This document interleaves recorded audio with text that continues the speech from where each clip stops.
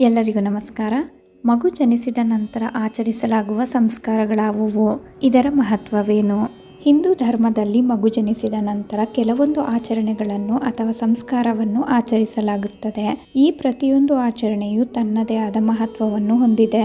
ಮಗು ಜನಿಸಿದ ನಂತರ ಆಚರಿಸಲಾಗುವ ಸಂಸ್ಕಾರಗಳು ಯಾವುವು ಗೊತ್ತಾ? ಇದರ ಮಹತ್ವವೇನು ಗೊತ್ತಾ? ಜನನ ಎನ್ನುವುದು ಸೃಷ್ಟಿಯ ಸುಂದರ ಹಾಗೂ ಅದ್ಭುತ ಪ್ರಕ್ರಿಯೆ. ಯಾವುದೇ ಒಂದು ಮನೆಯಲ್ಲಿ ಮಗು ಜನಿಸಿದಾಗ ಅದನ್ನು ಅತ್ಯಂತ ಶುಭವೆಂದು ಪರಿಗಣಿಸಲಾಗುತ್ತದೆ. ಒಂದು ಮಗು ಕುಟುಂಬದಲ್ಲಿ ಜನಿಸಿತೆಂದರೆ ಆ ಕುಟುಂಬದಲ್ಲಿ ಮಿತಿಮೀರಿದ ಸಂತೋಷವಿರುತ್ತದೆ. ತಮ್ಮ ಕುಟುಂಬಕ್ಕೆ ಇನ್ನೊಂದು ಹೊಸ ಸದಸ್ಯರೊಬ್ಬರು ಸೇರಿದರೆಂಬ ಹೆಮ್ಮೆ ಹುಟ್ಟುತ್ತದೆ. ಹಿಂದೂ ಧರ್ಮದ ಕುಟುಂಬವೊಂದರಲ್ಲಿ ಮಗುವೊಂದು ಜನಿಸಿದಾಗ ಆ ಕುಟುಂಬದಲ್ಲಿ ಅನೇಕ ಆಚರಣೆಗಳನ್ನು ಅಥವಾ ಸಂಸ್ಕಾರಗಳನ್ನು ಆಚರಿಸಲಾಗುತ್ತದೆ. ಮಗು ಜನಿಸಿದಾಗ ಯಾವೆಲ್ಲ ಆಚರಣೆಯನ್ನು ಅಥವಾ ಸಂಸ್ಕಾರಗಳನ್ನು ಮಾಡಲಾಗುತ್ತದೆ ನೋಡೋಣ. ಶಿಶುವಿಗೆ ನವವಸ್ತ್ರ ಧಾರಣೆ. ಸಾಮಾನ್ಯವಾಗಿ ಮಗು ಹುಟ್ಟಿದ ದಿನದಿಂದ ಮಗುವಿಗೆ ಹೊಸ ಬಟ್ಟೆಯನ್ನು ಹಾಕುವ ವಾಡಿಕೆ ಇಲ್ಲ. ಬದಲಿಗೆ ಯಾವುದಾದರೂ ಮಗುವಿಗೆ ಬಳಸಿದ ಬಟ್ಟೆಯನ್ನು ಧರಿಸುತ್ತಾರೆ. ಮೊದಲನೆಯ ಬಾರಿಗೆ ಹೊಸ ವಸ್ತ್ರವನ್ನು ಧಾರಣೆ ಮಾಡುವಾಗ ಶುಭ ಸಮಯದಲ್ಲಿ ಮಾಡುವುದು ಉತ್ತಮ. ತೊಟ್ಟಿಲು ತೂಗಿಸುವುದು. ಮಗು ಹುಟ್ಟಿದ ನಂತರ ತೊಟ್ಟಿಲಿನಲ್ಲಿ ಹಾಸಿಗೆ, ತಲೆಯ ಕೆಳಗೆ ಬಟ್ಟೆಯ ಸಿಂಬೆ ಹಾಕಿ ತೂಗುತ್ತಾ ಮಲಗಿಸಿದರೆ ಮಗುವಿನ ತಲೆ ಆಕಾರ ಸರಿಹೊಂದುತ್ತದೆ ಮತ್ತು ಮಗು ಆರಾಮವಾಗಿ ಮಲಗಿ ನಿದ್ರಿಸುತ್ತದೆ. ಮಗು ಜನಿಸಿದ 1, 3, 5ನೇ ತಿಂಗಳಿನಲ್ಲಿ ತೊಟ್ಟಿಲಿನಲ್ಲಿ ಹಾಕುವ ಶಾಸ್ತ್ರ ಮಾಡುವುದು ಶುಭ. ಜಾತಕರ್ಮ. ಜಾತ ಎಂದರೆ ಮೂಲ ಅಥವಾ ಅಸ್ತಿತ್ವಕ್ಕೆ ತರುವುದು ಮತ್ತು ಕರ್ಮ ಎಂದರೆ ಕ್ರಿಯೆ ಅಥವಾ ಚಟುವಟಿಕೆ ಎಂದರ್ಥ. ಜಾತಕರ್ಮ ಆಚರಣೆಯು ಮಗುವಿನ ಜನನದ ವಿಧಿಯನ್ನು ಉಲ್ಲೇಖಿಸುತ್ತದೆ.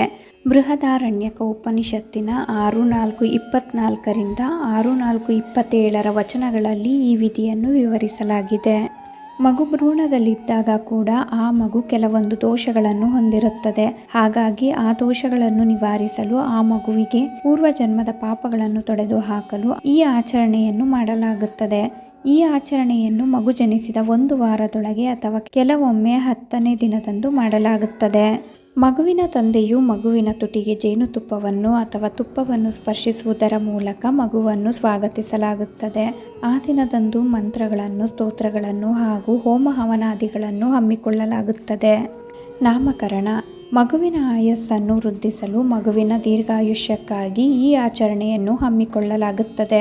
ಮಗು ಜನಿಸಿದ 10ನೇ ದಿನದಂದು ಅಥವಾ 12ನೇ ದಿನದಂದು ಈ ಕಾರ್ಯಕ್ರಮವನ್ನು ಆಚರಿಸಲಾಗುತ್ತದೆ. ಪೂಜೆಯ ದಿನದಂದು ಜನಿಸಿದ ಮಗುವಿಗೆ ಸ್ನಾನ ಮಾಡಿಸಿ ಹೊಸ ಬಟ್ಟೆಯನ್ನು ಧರಿಸುತ್ತಾರೆ. ಆಗ ಮನೆಯಲ್ಲಿ ನಿಶ್ಚಯಿಸಿರುವ ಹೆಸರನ್ನು ಆ ಮಗುವಿಗೆ ಇಡಲಾಗುತ್ತದೆ. ಈ ಸಮಾರಂಭದಲ್ಲಿ ಕೇವಲ ಮನೆಯವರು ಮಾತ್ರ ಇರುವುದಿಲ್ಲ. ಬದಲಾಗಿ ಕುಟುಂಬದ ಸದಸ್ಯರು, ಸ್ನೇಹಿತರು, ಬಂಧುಗಳು, ಹಿರಿಯರು ಸೇರಿದಂತೆ ಅನೇಕರು ಪಾಲ್ಗೊಳ್ಳುತ್ತಾರೆ. ನಿಷ್ಕ್ರಮಣ. ಹುಟ್ಟಿದ ಮಗುವಿಗೆ ಸಂಪತ್ತು, ಯಶಸ್ಸು ಮತ್ತು ಗೌರವವನ್ನು ತರಲು ಈ ಆಚರಣೆಯನ್ನು ಮಾಡಲಾಗುತ್ತದೆ. ಅಷ್ಟು ಮಾತ್ರವಲ್ಲ, ಈ ಆಚರಣೆಯನ್ನು ಮಾಡುವುದರಿಂದ ಮಗುವಿನ ಆಯಸ್ಸು ವೃದ್ಧಿಯಾಗುತ್ತದೆ ಹಾಗೂ ಜೀವನವು ಸರಳವಾಗುತ್ತದೆ ಎನ್ನುವ ನಂಬಿಕೆ ಇದೆ. ಈ ಆಚರಣೆಯನ್ನು ಮಗು ಜನಿಸಿದ 3 ತಿಂಗಳ ನಂತರ ಜನಿಸಿದ ದಿನಾಂಕದಂದೇ ಆಚರಿಸಲಾಗುತ್ತದೆ. ಈ ದಿನದಂದು ಮಗುವಿಗೆ ಬೆಂಕಿಯನ್ನು, ಹಸುವನ್ನು ಮತ್ತು ಚಂದ್ರನನ್ನು ತೋರಿಸುತ್ತಾರೆ.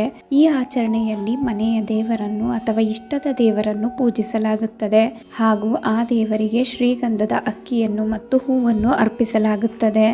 ಮಂತ್ರಗಳನ್ನು ಪಠಿಸಲಾಗುತ್ತದೆ ಹಾಗೂ ಶಿವನನ್ನು ಕೂಡ ಆರಾಧಿಸಿ ಆತನಿಗೆ ಪ್ರಿಯವಾದ ವಸ್ತುಗಳನ್ನು ಅರ್ಪಿಸಲಾಗುತ್ತದೆ. ಅನ್ನಪ್ರಾಶನ. ಹುಟ್ಟಿದ ಮಗುವಿನ ಉತ್ತಮ ಆರೋಗ್ಯಕ್ಕಾಗಿ ಹಾಗೂ ಉತ್ತಮ ಜೀವನ ಶೈಲಿಗಾಗಿ ಈ ಆಚರಣೆಯನ್ನು ಆಚರಿಸಲಾಗುತ್ತದೆ. ಈ ಆಚರಣೆಯ ಮುಖ್ಯ ಅಂಶವೆಂದರೆ ಈ ಶುಭ ಸಂದರ್ಭದಲ್ಲಿ ಮಗುವಿಗೆ ಹಾಲಿನ ಹೊರತಾಗಿ ಅದರ ಮೊದಲ ಆಹಾರವನ್ನು ನೀಡಲಾಗುತ್ತದೆ. ಚೂಡಾಕರಣ ಅಥವಾ ಮುಂಡನ. ಚೂಡಾಕರಣ ಅಥವಾ ಮುಂಡನವೆಂದರೆ ಮಗುವಿಗೆ ಮಾಡಿಸುವ ಮೊದಲ ಕ್ಷೌರವಾಗಿದೆ. ಈ ಸಂಸ್ಕಾರವನ್ನು ಮಗು ಜನಿಸಿದ ಮೊದಲ ವರ್ಷದ ಕೊನೆಗೆ ಅಥವಾ 3ನೇ ವರ್ಷದ ಮುಕ್ತಾಯಕ್ಕೂ ಮುಂಚೆ ನಡೆಸಲಾಗುತ್ತದೆ. ಒಂದು ವೇಳೆ ಈ 2 ವರ್ಷದಲ್ಲಿ ಮಾಡಿಸದಿದ್ದರೆ ಅದನ್ನು 5ನೇ, 7ನೇ ವರ್ಷಕ್ಕೆ ಮಾಡಿಸಬೇಕಾಗುತ್ತದೆ. ಕೂದಲು ತೆಗೆಯುವ ಮಗುವಿನ ತಲೆ ಮೇಲೆ ಸ್ವಲ್ಪ ಕೂದಲನ್ನು ಹಾಗೆ ಇಡಲಾಗುತ್ತದೆ. ಬ್ರಹ್ಮಾಂಡದ ಸಕಾರಾತ್ಮಕ ಶಕ್ತಿಯನ್ನು ಸೆಳೆಯಲು ಈ ಕೂದಲನ್ನು ಇಡಲಾಗುತ್ತದೆ. ಈ ಸಂಸ್ಕಾರವನ್ನು ಮಗುವಿನ ದೀರ್ಘಾಯುಷ್ಯಕ್ಕಾಗಿ, ಶಕ್ತಿಗಾಗಿ ಹಾಗೂ ಸೌಂದರ್ಯವನ್ನು ಪಡೆಯಲು ಆಚರಿಸಲಾಗುತ್ತದೆ. ಕರ್ಣವೇದ. ಒಳ್ಳೆಯ ಶಬ್ದಗಳನ್ನು ಕೇಳಲು ಈ ಶಾಸ್ತ್ರವನ್ನು ಮಾಡಲಾಗುತ್ತದೆ. ಈ ಆಚರಣೆಯು ಎಲ್ಲ ಪಾಪಗಳಿಂದ ಮುಕ್ತಗೊಳಿಸುತ್ತದೆ ಹಾಗೂ ಆ ಮಗುವಿಗೆ ಚೈತನ್ಯವನ್ನು ನೀಡುತ್ತದೆ.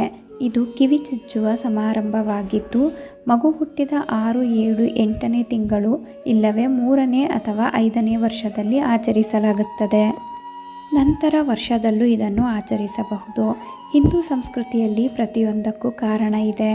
ನಮ್ಮ ಸನಾತನ ಸಂಸ್ಕೃತಿಯನ್ನು ಮರೆಯಬಾರದು. ಶ್ರೀ ಕೃಷ್ಣಾರ್ಪಣಮಸ್ತು.